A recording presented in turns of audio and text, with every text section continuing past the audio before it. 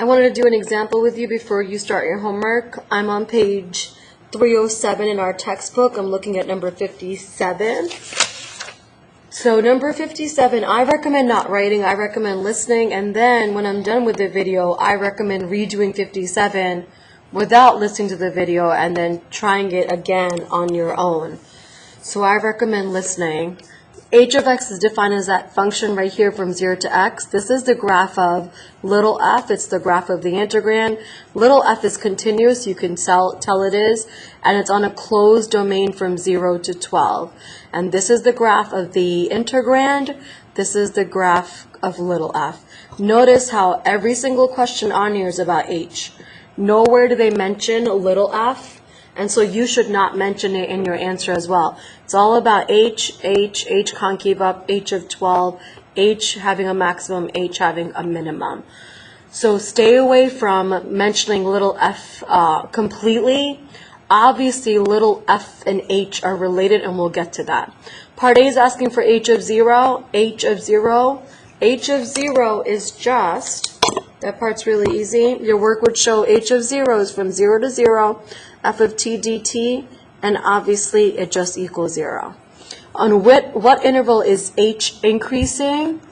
H is increasing on, sorry, I lost my train of thought. On what interval is h increasing? This is where we have to use the first fundamental theorem of calculus. So the relationship between the integrand and h, if I take the derivative of h, so if I take, this is what the first fundamental theorem of calculus says, if I take the derivative of this function h of x, I'll just get the integrand. That's what I'll get in terms of x. So this graph, not only is it the graph of the integrand, this graph is also the graph of h prime of x due to the first fundamental theorem of calculus. So I'm obviously not going to write it here because I don't want you to show work on the graph. I'm going to write it on the side. So for B, note that f of x equals h prime of x due to first fundamental theorem of calculus. Now, if this is the derivative, so this is, I'm not going to refer to this as little f. I'm going to refer to the graph as h prime of x.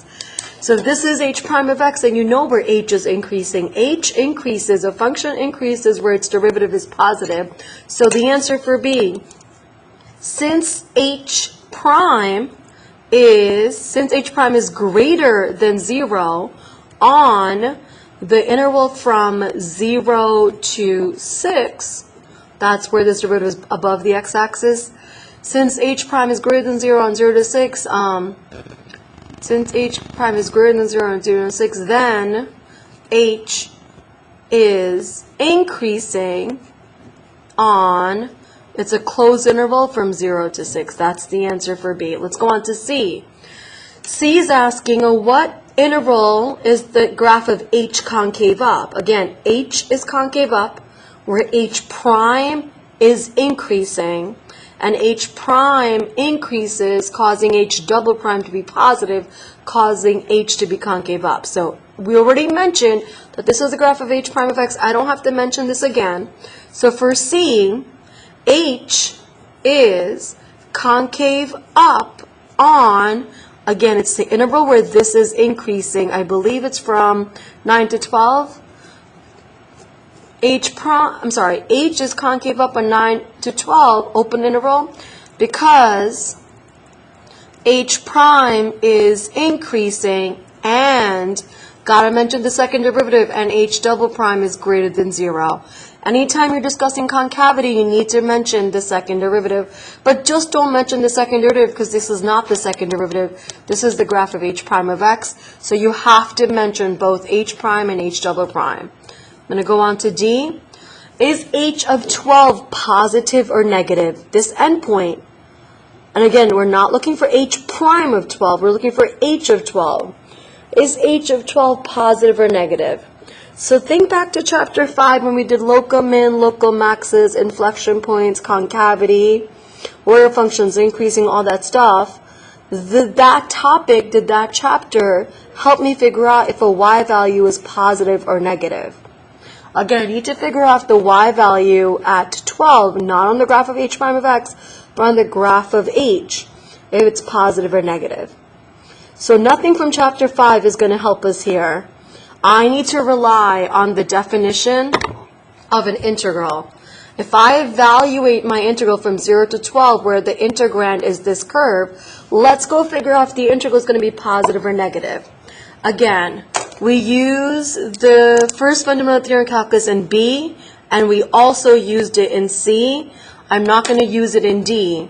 To figure out if h12 is positive or negative, I'm going to look at the integral from 0 to 12, f of t dt, or f of x, little f, x dx. That's what I'm going to look at. And then you know that the integral from 0 to 6, this shaded region, is larger than this shaded region. So 0 to 12, that integral is positive because the integral from 0 to 6 of f of x dx, this shaded region on the top, that integral, that area is larger than, I'm going to do the absolute value from 6 to 12, f of x dx. I'm hoping you realize why I'm doing the absolute value. I want to compare areas. So I take the absolute value since the graph of f, little f, is underneath the x-axis. Okay, that wasn't so bad. It did not use the theorem. Let's go on to E. E, I'm running out of space, so maybe I can just write it on the side. E, where does H achieve its maximum value? They're looking for absolute maximum because it doesn't specify local, so it's absolute maximum. This is the derivative.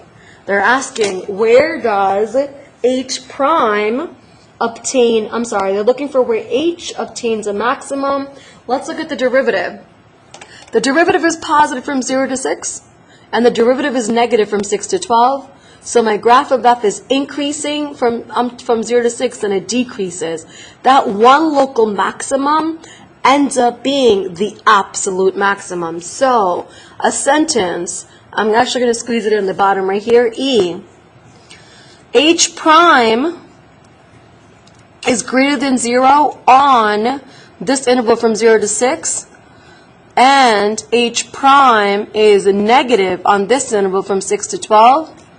So H increases and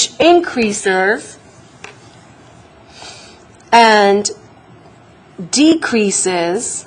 H increases on 0 to 6. I'm running out of space, and maybe you can just finish this on your own. H increases on this interval, and then H decreases from 6 to 12. So the one local max ends up being the absolute max. Please don't write down that the derivative, H prime, changes signs from positive to negative at 6, and that's why it's an absolute max. They're looking for an absolute max, not a local max. You need to identify that your graph of H was increasing and then decreased. All right, F is not as easy as E. F is asking for where does H achieve its minimum value. So let's go find a local min based on where the derivative changes signs. The derivative never changes signs from negative to positive. So the only place that I'm going to consider are the two endpoints. Notice on top it said that f is on a closed interval from 0 to 12, so I have to consider the endpoints. Either my answer for H is the left endpoint 0 or the right endpoint 12. Again, I can't look at a sketch of H